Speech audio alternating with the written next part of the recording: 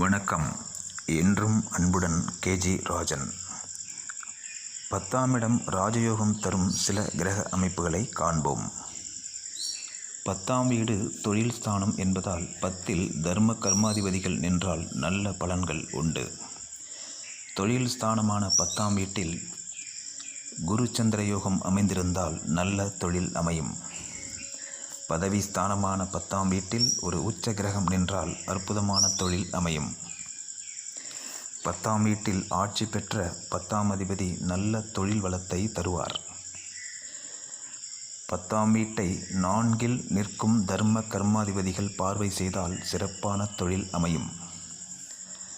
10ஆம் அதிபதியையும் 10ஆம் வீட்டையும் குரு பார்வை செய்தால் நல்ல உத்தியோகம் அமையும். 10ஆம் வீட்டில் கேந்திர அதிபதிகளும் கோண அதிபதிகளும் கூடி நின்றால் யோகம் அதிகரிக்கும். 10ஆம் வீட்டில் நிற்கும் கேந்திர அதிபதியை கோண அதிபதி பார்த்தால் மிகுந்த நன்மை உண்டு. 10இல் நிற்கும் கோண அதிபதியை கேந்திராதிபதி பார்த்தால் தொழில் சிறப்பாக அமையும். 10இல் திக்பலம் பெற்ற கிரகங்கள் நின்றால் நல்ல தொழில் அமையும். 10இல் சந்திர மங்கள யோகம் அமைந்திருந்தால் சிறப்பான தொழில் வளர்ச்சி உண்டாகும். 10இல் சூரியன் நின்று குரு பார்வையை பெற்றால் தொழிலில் பல உயர்வுகள் உண்டாகும்.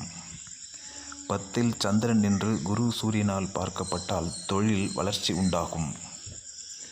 10இல் சூரியனும் புதனும் நின்றால் வணிகத்தால் லாபம் பெருகும். 10இல் நிற்கும் லக்னாதிபதியை 10ஆம் அதிபதி பார்வை செய்தால் சுய தொழில் செய்யலாம். 10இல் நிற்கும் 10ஆம் அதிபதியை லக்னாதிபதி பார்த்தாலும் சொந்த தொழில் செய்யலாம். யோக பலம் மிகுந்த ராகு கேது 10இல் நின்றால் நல்ல தொழிலை அருள்வார்கள்.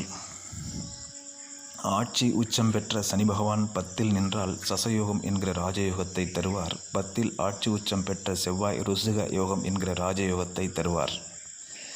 10ஆம் வீட்டில் சுபகிரகத்தை விட பாவகிரகம் மிக சிறப்பான பலன்களை தரும்.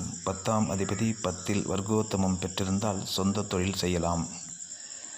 10ஆம் அதிபதி நீர் ராசிகளில் நின்றால் வெளிநாடு யோகம் உண்டு. நன்றி, வாழ்த்துக்கள்.